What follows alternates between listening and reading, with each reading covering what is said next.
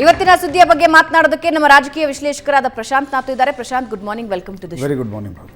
So ವೀಕ್ಷಕರೇ, ಮೊದಲ story, ಸಂಸದ ಪ್ರಜ್ವಲ್ ರೇವಣ್ಣ ರಿಟರ್ನ್ ಕ್ಲೈಮ್ಯಾಕ್ಸ್. ಬೆಂಗಳೂರಿಗೆ ಬರೋದಕ್ಕೆ ಪ್ರಜ್ವಲ್ ರೇವಣ್ಣ ವಿಮಾನ ಟಿಕೆಟ್ ಬುಕ್ ಆಗಿದೆ. ಜರ್ಮನಿಯ ಮ್ಯೂನಿಚ್ನಿಂದ ಇವತ್ತು ಬೆಳಗ್ಗೆ 12ಕ್ಕೆ ಮಧ್ಯಾಹ್ನದ ಹೊತ್ತಿಗೆ ಫ್ಲೈಟ್ ಹತ್ತುತ್ತಾರೆ. ಮ್ಯೂನಿಚ್ನಿಂದ ಮಧ್ಯರಾತ್ರಿ 12:30 ಸುಮಾರಿಗೆ ಕೆಂಪೇಗೌಡ ಅಂತಾರಾಷ್ಟ್ರೀಯ ವಿಮಾನ ನಿಲ್ದಾಣಕ್ಕೆ ಬಂದಿಳಿಯುತ್ತಾರೆ. ಇಲ್ಲಿಯವರೆಗೆ ಇರುವ ಮಾಹಿತಿಯ ಪ್ರಕಾರ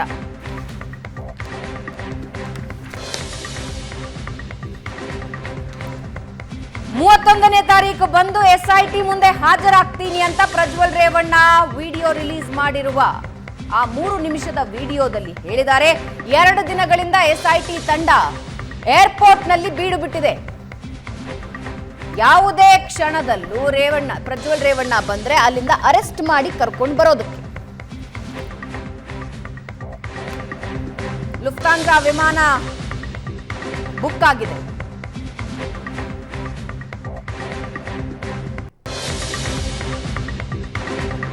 ಮಧ್ಯಾಹ್ನ 12:05ಕ್ಕೆ ಮ್ಯೂನಿಚ್ನಿಂದ ಲುಫ್ತಾನ್ಸಾ ಏರ್ಲೈನ್ಸ್ ಹೊರಡುತ್ತೆ. ಟಿಕೆಟ್ ಬುಕ್ ಆಗಿರೋದನ್ನ ನೀವು ನಮ್ಮ ಸ್ಕ್ರೀನ್ ನಲ್ಲಿ ನೋಡ್ತಾ ಇದ್ದೀರಾ. ಮಧ್ಯಾಹ್ನ 12:05ಕ್ಕೆ ಅಲ್ಲಿಂದ ಹೊರಟ್ರೆ ಮಧ್ಯರಾತ್ರಿ ಬೆಂಗಳೂರಿಗೆ 12:30 ಸುಮಾರಿಗೆ ಬರ್ತಾರೆ.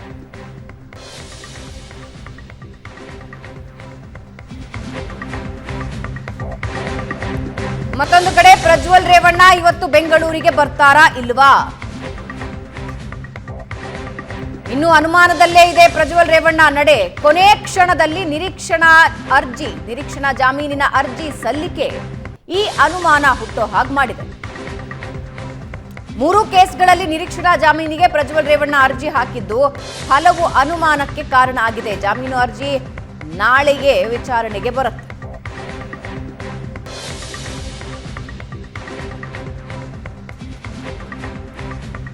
ಶುಕ್ರವಾರ ಅಂದ್ರೆ 31ನೇ ತಾರೀಕು ಬಂದು SIT ಮುಂದೆ 10 ಗಂಟೆಗೆ ಹಾಜರಾಗ್ತೀನಿ ಅಂತ ಪ್ರಜ್ವಲ್ ರೇವಣ್ಣ ವಿಡಿಯೋದಲ್ಲಿ ಹೇಳಿದ್ರು. ಟಿಕೆಟ್ ಕೂಡ ಬುಕ್ ಆಗಿದೆ. ಟಿಕೆಟ್ ಬುಕ್ ಆಗಿರೋ ಡೀಟೇಲ್ಸ್ ಅನ್ನ ನಮ್ಮ ಸ್ಕ್ರೀನ್ ನಲ್ಲಿ ನೀವು ನೋಡ್ತಾ ಇದ್ದೀರಾ. ಮ್ಯೂನಿಚ್ನಿಂದ ಮಧ್ಯಾಹ್ನ 12:05ಕ್ಕೆ ಹೊರಟ್ರೆ ಮಧ್ಯರಾತ್ರಿ 12:30ಕ್ಕೆ ಬೆಂಗಳೂರು ತಲುಪೋದಿದೆ ಲುಫ್ತಾನ್ಸಾ ವಿಮಾನ. ಆ ವಿಮಾನದಲ್ಲಿ ಟಿಕೆಟ್ ಬುಕ್ ಆಗಿದೆ, ಬಿಸಿನೆಸ್ ಕ್ಲಾಸ್.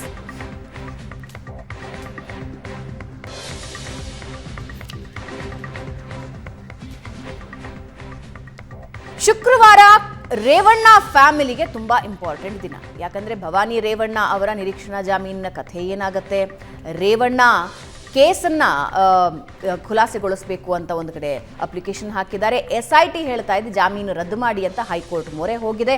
ಇದರ ಜೊತೆಗೆ ಪ್ರಜ್ವಲ್ ರೇವಣ್ಣ ನಿರೀಕ್ಷಣಾ ಜಾಮೀನು ಇವೆಲ್ಲವೂ ಕೂಡ ಶುಕ್ರವಾರ ರೇವಣ್ಣ ಪಾಲಿಗೆ, ರೇವಣ್ಣ ಕುಟುಂಬದ ಪಾಲಿಗೆ ತುಂಬಾನೇ ಕ್ಲಿಷ್ಟಕರ ಸಮಯ. ನ್ಯಾಯಾಲಯದಲ್ಲಿ ಏನಾಗುತ್ತೆ ಅನ್ನೋದು ಸದ್ಯಕ್ಕೆ ಇರುವ ಕುತೂಹಲ. ಈ ಎಲ್ಲದ್ರ ಬಗ್ಗೆ ಮತ್ತಷ್ಟು ಇಂಟ್ರೆಸ್ಟಿಂಗ್ ವಿಷಯವನ್ನ ನಮ್ಮ ಜೊತೆ ಹಂಚಿಕೊಳ್ಳೋದಕ್ಕೆ ರಮೇಶ್ ಲೈವ್ ನಲ್ಲಿ ಜಾಯ್ನ್ ಆಗಿದ್ದಾರೆ.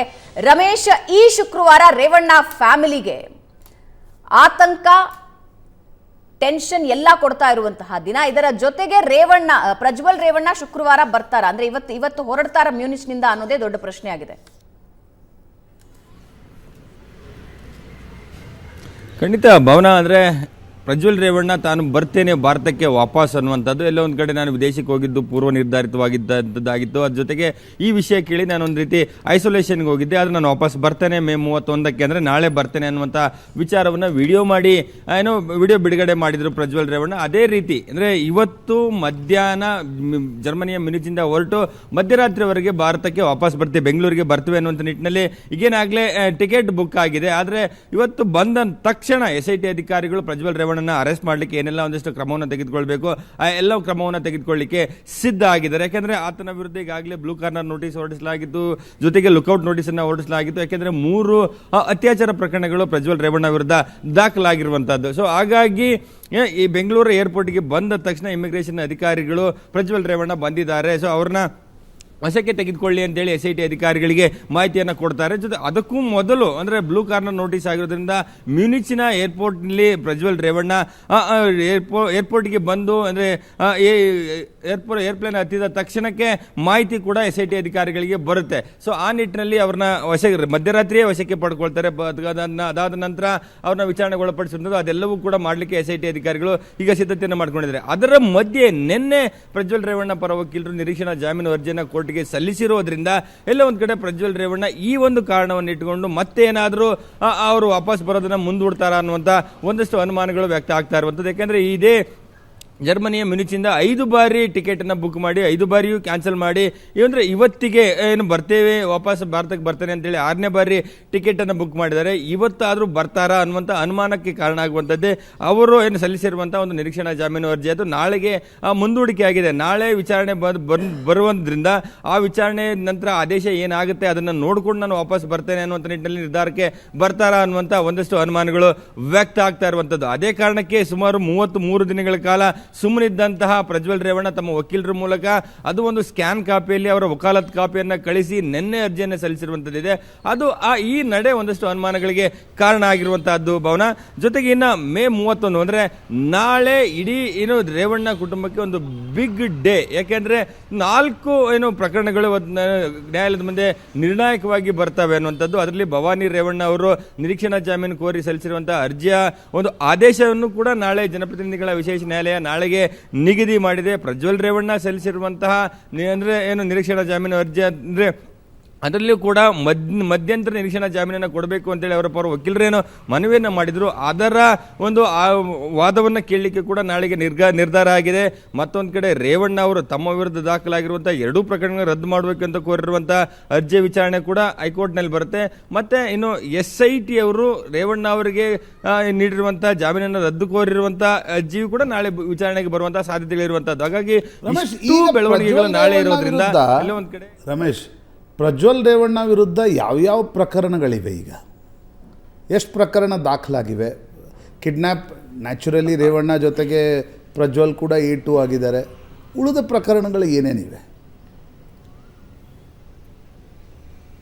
ಪ್ರಶಾಂತ್, ಈವರೆಗೆ ಒಟ್ಟು 3 ಪ್ರಕರಣಗಳು ಪ್ರಜ್ವಲ್ ಮೇಲೆ ಇರುವಂತದ್ದು. 3 ಪ್ರಕರಣಗಳಲ್ಲಿ ಕೂಡ ಅತ್ಯಾಚಾರದ ಆರೋಪಗಳೇ ಇರುವಂತಹದ್ದು. ಒಂದು ಮೊದಲನೆಯದು ಹೊಳೆನರಸೀಪುರ ಟೌನ್ ಪೊಲೀಸ್ ಸ್ಟೇಷನ್ ದಾಖಲಾದಂತಹ ಪ್ರಕರಣದಲ್ಲಿ 354A ಮಾತ್ರ ಹಾಕಲಾಗಿತ್ತು. ಅದಾದ ನಂತರ ತನಿಖೆ ಮುಂದುವರೆದಂತೆ ಆ ಒಂದು FIR ಗೆ 376 ಅನ್ನ ಆಡ್ ಮಾಡಲಾಗಿದೆ ಅನ್ನುವಂಥದ್ದನ್ನ ಅವರ ಅಂದ್ರೆ ರೇವಣ್ಣ ಅವರ ಜಾಮೀನು ಅರ್ಜಿ ವಿಚಾರಣೆ ಬಂದಂತ ಸಂದರ್ಭದಲ್ಲಿ SIT ವಕೀಲರುಗಳು ಕೋರ್ಟ್ಗೆ ಅಂದ್ರೆ ತಿಳಿಸಿದ್ರು. ಮತ್ತೆ ಅದು ಕ್ಲಿಯರ್ ಆಗಿರುವಂತದ್ದು. ಅದಲ್ಲದೆ ಇನ್ನೂ 2 ಪ್ರಕರಣಗಳು ಬೆಂಗಳೂರಿನ CID ಸೈಬರ್ ಸೆಲ್ ಅಲ್ಲಿ ಕೂಡ 2 ಪ್ರಕರಣಗಳು ದಾಖಲಾಗಿದೆ. ಅಂದ್ರೆ ಒಟ್ಟು 3 ಅತ್ಯಾಚಾರ ಪ್ರಕರಣಗಳು ಪ್ರಜ್ವಲ್ ರೇವಣ್ಣ ಮೇಲಿರುವಂತದ್ದು. ಆ 3 ಅತ್ಯಾಚಾರ ಪ್ರಕರಣಗಳಲ್ಲಿ ಕೂಡ ಪ್ರತ್ಯೇಕವಾಗಿ ನಿರೀಕ್ಷಣಾ ಜಾಮೀನು ಅರ್ಜಿಯನ್ನ ಸಲ್ಲಿಕೆ ಮಾಡಿದ್ದಾರೆ. ಅದರಲ್ಲಿ ಒಂದು ಪ್ರಕರಣದಲ್ಲಿ ಹೊಳೆನರಸೀಪುರ ಪ್ರಕರಣದಲ್ಲಿ 376 ಮಾತ್ರ ಇರುವಂತದ್ದು. ಅಂದ್ರೆ ಅದರ ಜೊತೆಗೆ ಇವರಿಗೆ ಲೈಂಗಿಕ ದೌರ್ಜನ್ಯ, ಜೀವ ಬೆದರಿಕೆ ಅದೆಲ್ಲವೂ ಇದೆ. ಆದ್ರೆ ಇನ್ನು CID ಸೈಬರ್ ಸೆಲ್ ಅಲ್ಲಿ ದಾಖಲಾದಂತಹ ಪ್ರಕರಣಗಳಲ್ಲಿ 376 376N ಮತ್ತೆ ಜೊತೆಗೆ 354C ಈ ಒಂದು ಸೆಕ್ಷನ್ಗಳು ಹಾಕಿರುವಂತದ್ದು. ಅಂದ್ರೆ ಈ ಸೆಕ್ಷನ್ಗಳ ವಿಶೇಷತೆ ಏನಂದ್ರೆ ಒಬ್ಬ ಅಧಿಕಾರಿ ಅಥವಾ ಒಬ್ಬ ಜನಪ್ರತಿನಿಧಿ ಈ ತಮ್ಮ ಪ್ರಭಾವವನ್ನು ಬಳಕೆ ಮಾಡಿಕೊಂಡು ತಮ್ಮ ಅಧೀನದಲ್ಲಿರುವಂತಹ ವ್ಯಕ್ತಿಗಳಿಗೆ ಎದರಿಸಿ ಬೆದರಿಸಿ ಪದೇ ಪದೇ ಅವ್ರನ್ನ ಲೈಂಗಿಕವಾಗಿ ಬಳಕೆ ಮಾಡಿಕೊಳ್ಳುವಂತದ್ದು ಮತ್ತೆ ಅವರ ಮೇಲೆ ಅತ್ಯಾಚಾರ ಮಾಡುವಂತದ್ದು ಪದೇ ಪದೇ ಅನ್ನುವಂಥದ್ದು. ಸೊ ಇದು ಒಂದು 376 ಗಿಂತಲೂ ಒಂದು ಕಠಿಣವಾದಂತಹ ಸೆಕ್ಷನ್ಗಳು ಇವಾಗಿರುವಂತದ್ದು. ಹಾಗಾಗಿ ಈ ರೀತಿಯಾದ ಕಠಿಣವಾದ ಸೆಕ್ಷನ್ಗಳನ್ನ ಒಳಗೊಂಡಂತ 3 ಪ್ರಕರಣಗಳು ಪ್ರಜ್ವಲ್ ಮೇಲಿರುವಂತದ್ದು. ಅಂದ್ರೆ ನಿರೀಕ್ಷಣಾ ಜಾಮೀನು ಅರ್ಜಿಯನ್ನು ಸಲ್ಲಿಕೆ ಮಾಡಿದ್ದಾರೆ. ಒಂದು ಪ್ರಕರಣದಲ್ಲಿ ಅವರ ಅರ್ಜಿ ವಜಾ ಆದ್ರೂ ಕೂಡ ಅವರಿಗೆ ಜೈಲಿಗೆ ಹೋಗೋದನ್ನ ತಡೆಯಲಿಕ್ಕೆ ಯಾರಿಗೂ ಸಾಧ್ಯ ಇಲ್ಲ. ಆದ್ರೆ ಇಂತಹ ಒಂದು ಪ್ರಕರಣಗಳಲ್ಲಿ ನ್ಯಾಯಾಲಯ ಆದಷ್ಟು ಬೇಗ ವಾದವನ್ನು ರಮೇಶ್, ನೀವು 33 ದಿನ ವಿದೇಶದಲ್ಲಿದ್ದು ಬಂದು ಕೋರ್ಟ್ ಎದುರುಗಡೆ ನಿರೀಕ್ಷಣಾ ಜಾಮೀನು ಸಿಗುತ್ತಾ? ಅಂದರೆ ನನಗಂತೂ ಲೇಮ್ಯಾನ್ ಕಾಮನ್ ಸೆನ್ಸ್ ಪ್ರಕಾರ ಹೇಳ್ತಾ ಇದ್ದೀನಿ. ನೀವು 33 ದಿನ ವಿದೇಶದಲ್ಲಿದ್ದು ಕೇಸ್ನಲ್ಲಿ ಪಾಲ್ಗೊಳ್ಳದೆ ಅಂದರೆ ಕೇಸ್ನಲ್ಲಿ ಕೋಆಪ್ರೇಟ್ ಮಾಡದೆ ವಿದೇಶದಿಂದ ಬಂದು ಏಕಾಏಕಿ ನಿರೀಕ್ಷಣಾ ಜಾಮೀನು ಸಿಗುತ್ತಾ? ನನಗನ್ಸುತ್ತೆ ನಿರೀಕ್ಷಣಾ ಜಾಮೀನು ಕೊಡಲಿಕ್ಕೆ ಸಾಧ್ಯ ಇಲ್ಲ ಅಂತ. ಖಂಡಿತ ಪ್ರಶಾಂತ್, ಏನಂದ್ರೆ ಈ ಒಂದು ಕೇಸಿನ ಗಂಭೀರತೆಯನ್ನು ನೋಡಿದ್ರೆ ಇಂತಹ ಕೇಸ್ಗಳಲ್ಲಿ ಸಾಮಾನ್ಯವಾಗಿ ಕೋರ್ಟ್ಗಳು ಕೂಡ ಒಂದು ಕಸ್ಟೋಡಿಯಲ್ ಇಂಟ್ರಾಗೇಷನ್ ಅಗತ್ಯ ಅನ್ನುವಂತಹ ಒಂದು ಅನ್ನೋ ನಿರ್ಧಾರಕ್ಕೆ ಬರುವಂತಹ ಸಾಧ್ಯತೆಗಳಿರುವಂಥದ್ದು. ಆದರೆ ಪ್ರಜ್ವಲ್ ರೇವಣ್ಣ ಪರ ವಕೀಲರು ಅಂಥದ್ದೊಂದು ಅವಕಾಶ ಇದೆ ಕಾನೂನಾತ್ಮಕವಾಗಿ, ಅದನ್ನು ಬಳಕೆ ಮಾಡೋಣ ಅನ್ನುವಂಥ ನಿಟ್ಟಿನಲ್ಲಿ ಅರ್ಜಿಯನ್ನು ಸಲ್ಲಿಸಿದ್ದಾರೆ. ಯಾಕೆಂದರೆ ನಿನ್ನೆ ವಿಚಾರಣೆಗೆ ಬಂದ ಸಂದರ್ಭದಲ್ಲಿ ಕೂಡ ನ್ಯಾಯಾಧೀಶರ ಮುಂದೆ ಅಂದರೆ ತಾವು ಈ ತಕ್ಷಣಕ್ಕೆ ಮಧ್ಯಂತರ ನಿರೀಕ್ಷಣಾ ಜಾಮೀನಿನ ಕೋರಿ ನಾವು ಆರ್ಗ್ಯುಮೆಂಟನ್ನು ಮಾಡ್ತೇವೆ, ನೀವು ಆದೇಶವನ್ನು ಕೊಡಬೇಕು ಅನ್ನುವಂಥ ಮನವಿಯನ್ನು ಮಾಡ್ತಾರೆ. ಆದರೆ ಸಮಯಾವಕಾಶ ಇಲ್ಲ, ನಾವೀಗ ಈ ಒಂದು ವಾದವನ್ನು ಕೇಳಲಿಕ್ಕೆ ಸಿದ್ಧ ಇಲ್ಲ, ಮತ್ತು ನಾಳೆಗೆ ಬರಬೇಕು ಅಂದರೆ ಇವತ್ತಿಗೆ ಏನಾದರೂ ಮಾಡಿ ಅರ್ಜಿಯನ್ನು ಹಾಕೋಬೇಕು ಅನ್ನೋ ಪ್ರಯತ್ನಗಳನ್ನು ಮಾಡಿದರು. ಆದರೂ ಕೂಡ ಕೋರ್ಟ್ ಅದನ್ನು ಅಕ್ಸೆಪ್ಟ್ ಮಾಡಲಿಕ್ಕೆ ಸಿದ್ಧ ಇರಲಿಲ್ಲ. ಅದು ಶುಕ್ರವಾರಕ್ಕೆ ನಾನು ವಿಚಾರಣೆಯನ್ನು ನಡೆಸ್ತೇನೆ ಅಥವಾ ವಿಚಾರಣೆಗೆ ನೀವು ವಾದವನ್ನು ಮಂಡಿಸಿ ಅನ್ನುವಂಥದ್ದನ್ನು ಹೇಳಿದರು. ಅಂದರೆ ಇದನ್ನೆಲ್ಲವನ್ನು ನೋಡ್ತಾ ಹೋದರೆ ಪ್ರಶಾಂತ್, ಇಂತಹ ಒಂದಿಷ್ಟು ಗಂಭೀರವಾದಂಥ ಆರೋಪ ಇರುವಂತಹ ಪ್ರಕರಣಗಳಲ್ಲಿ ಕೋರ್ಟು ಕೂಡ ಅಂದರೆ ಏನು ಆರೋಪ ಇದೆ, ಅಂದರೆ ಕಂಪ್ಲೇನೆಂಟ್ ಯಾರು, ಏನು ಸಾಕ್ಷಿಗಳಿದೆ, ಮತ್ತು ಆರೋಪಿ ಸ್ಥಾನದಲ್ಲಿರುವಂಥವ್ರು ಯಾರು, ಇದೆಲ್ಲವನ್ನು ಗಮನಿಸುತ್ತೆ. ಸೊ ಆದರೆ ಕೋರ್ಟ್ ಹೀಗೆ ಮಾಡುತ್ತೆ, ಈಗ ಮಾಡೋದಿಲ್ಲ ಅಂತ ಹೇಳಲಿಕ್ಕೆ ಸಾಧ್ಯ ಇಲ್ಲ. ಆದರೆ ಸಾಮಾನ್ಯವಾಗಿ ಇಂತಹ ಪ್ರಕರಣಗಳಲ್ಲಿ ನಿರೀಕ್ಷಣಾ ಜಾಮೀನು ಸಿಗುವಂಥದ್ದು ಸಾಧ್ಯ ಇಲ್ಲ. ಅದು 33 ದಿನ ವಿದೇಶದಲ್ಲಿ ಇದ್ದುಕೊಂಡು ಇನ್ನೇನು ವಾಪಸ್ ಬರ್ತೇನೆ ಅಂತೇಳಿ ಟಿಕೆಟ್ ಬುಕ್ ಮಾಡಿ ಇನ್ನು 1-2 ದಿನಗಳ ಮುಂಚೆ ಈ ರೀತಿ ಅರ್ಜಿಯನ್ನು ಸಲ್ಲಿಸಿರುವಂಥದ್ದೇನಿದೆ, ಅದೆಲ್ಲ ಒಂದು ಕಡೆ ತಾನು ವಾಪಸ್ ಬರೋದನ್ನು ಮತ್ತೆಲ್ಲಾದರೂ ಒಂದು ವೇಳೆ ಮುಂದೂಡಿಕೆ ಮಾಡಲಿಕ್ಕೆ ಅಂದರೆ ಈ ಒಂದು ಅರ್ಜಿ ಸಲ್ಲಿಕೆ ಆಗಿದೆ, ಇದರ ಆದೇಶ ಬರಲಿ, ಅದಾದ ನಂತರ ನೋಡಿಕೊಂಡು ನಾನು ವಾಪಸ್ ಹೋಗೋಣ ಅನ್ನುವಂಥ ನಿರ್ಧಾರ ಮಾಡಲಿಕ್ಕೋಸ್ಕರ ಈ ರೀತಿಯಾದಂಥ ಒಂದು ಅರ್ಜಿಯನ್ನು ಕೊನೆ ರಮೇಶ್ 33 ದಿನ ಆದಮೇಲೆ ಬರುವ ಕಾರಣ ಏನಂದರೆ, ಈಗ ನಾ ಹಿಂದೆಲ್ಲ ಕೇಳಿದ್ದೀನಿ ರೇವಣ್ಣ ಎಲ್ಲವನ್ನ ಟೈಮಿಂಗ್ ನೋಡಿಕೊಂಡು ಜ್ಯೋತಿಷಿಗಳ ಬಳಿ ಕೇಳಿಕೊಂಡು ನಂತರ ಅವರು ಮಾಡ್ತಾರೆ ಅಂತ. ಹಾಗೇನಾದರೂ ಜ್ಯೋತಿಷ್ಯದ ಪ್ರಭಾವದ ಕಾರಣದಿಂದ 33 ದಿನ ಆದಮೇಲೆ ಬರ್ತಾ ಇದ್ದಾರಾ? ಪೊಲಿಟಿಕಲ್ ಟೈಮಿಂಗ್ ಏನು? 1ನೇ ತಾರೀಕು ಸಂಜೆಯಿಂದ ಎಕ್ಸಿಟ್ ಪೋಲ್ ಬರುತ್ತೆ, 30ನೇ ತಾರೀಕು ಚುನಾವಣಾ ಪ್ರಚಾರ ಅಂತ್ಯಗೊಳ್ಳುತ್ತೆ. ಚುನಾವಣಾ ಪ್ರಚಾರ ಅಂತ್ಯಗೊಂಡ ಮೇಲೆ ಕೊನೆಯ ಹಂತದ್ದು ಪ್ರಜ್ವಲ್ ರೇವಣ್ಣ ಬರ್ತಾ ಇದ್ದಾರೆ. ಆದರೆ ಅದಕ್ಕೇನಾದರೂ ಪೊಲಿಟಿಕಲ್ ಟೈಮಿಂಗ್ ಉಂಟಾ? ಒಂದು. ಎರಡನೇದು ಲೀಗಲಿ ನೋಡಿ, ನೀವು ಯಾವಾಗ ಬಂದರೂ ನೀವು ಹೇಳಿ ರಮೇಶ್. ಪ್ರಶಾಂತ್, ಅಂದರೆ ಅವ್ರು ಬರಲಿಕ್ಕೆ ಟೈಮ್ ನಿರ್ಧಾರ ಆಗಿದೆ. ಅದು ನೀವು ಹೇಳಿದ ರೀತಿ ವಾಪಸ್ ಬಂದ ನಂತರ ಪ್ರಜ್ವಲ್ಗಾಗಲಿ ಅವರ ಕುಟುಂಬಕ್ಕಾಗಲಿ ಮತ್ತು ಈ ಕೇಸಿನ ಬಗ್ಗೆ ಏನು ಮಾಧ್ಯಮಗಳಲ್ಲಿ ಹೆಚ್ಚು ಸುದ್ದಿ ಆಗುತ್ತೆ ಅನ್ನುವಂಥದ್ದು ಆತನಿಗೆ ಗೊತ್ತು. ಸೊ ಆದರೆ ಇಂಥ ಯಾವ ಸಮಯದಲ್ಲಿ ನಾನು ವಾಪಸ್ ಬಂದರೆ ಇದನ್ನು ಹೆಚ್ಚು ಡ್ಯಾಮೇಜನ್ನು ಆಗೋದನ್ನು ತಡಿಲಿಕ್ಕೆ ಆಗುತ್ತೆ ಅನ್ನುವಂಥ ರೀತಿ ಯೋಚನೆ ಮಾಡದಂತೆ ಕಂಡು ಬರ್ತಾ ಇರುವಂಥದ್ದು. ಅದರ ಜೊತೆಗೆ ನೀವು ಹೇಳಿದ ರೀತಿ ಇಡೀ ಕುಟುಂಬ ಒಂದು ಜ್ಯೋತಿಷ್ಯವನ್ನು ಹೆಚ್ಚಾಗಿ ನಂಬುವಂಥ ಕುಟುಂಬ ಇದು. ಒಂದು ಜ್ಯೋತಿಷ್ಯ ಅಥವಾ ಯಾರಾದರೂ ಜ್ಯೋತಿಷಿಗಳನ್ನು ಕೇಳಿ ಸಮಯವನ್ನು ನಿಗದಿ ಮಾಡಿರುವಂಥ ಸಾಧ್ಯತೆಗಳು ಉಂಟು. ಅದಕ್ಕಿಂತ ಹೆಚ್ಚು ಯಾವ ಸಮಯಕ್ಕೆ ಹೋದರೆ ಇದು ಹೆಚ್ಚು ಸುದ್ದಿ ಆಗುವಂಥ ಅದನ್ನು ತಡೆಯಬಹುದು.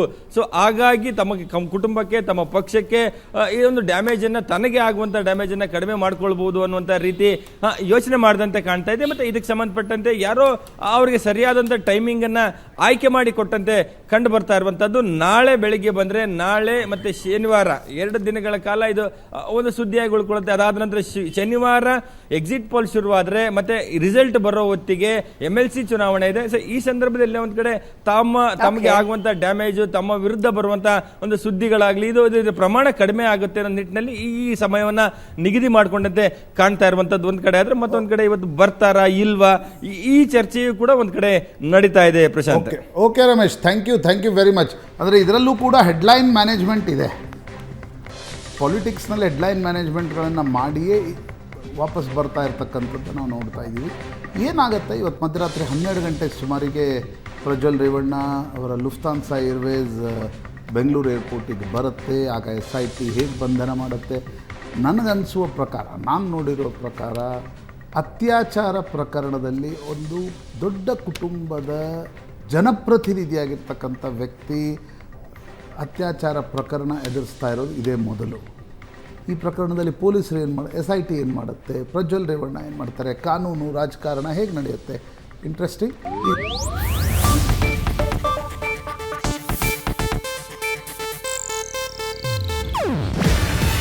ಇದು ಏಷ್ಯಾನೆಟ್ ನ್ಯೂಸ್ ನೆಟ್ವರ್ಕ್ ಪ್ರಸ್ತುತಿ. ನೀವು ನೋಡ್ತಿದ್ದೀರಾ ಏಷ್ಯಾನೆಟ್ ಸುವರ್ಣ ನ್ಯೂಸ್.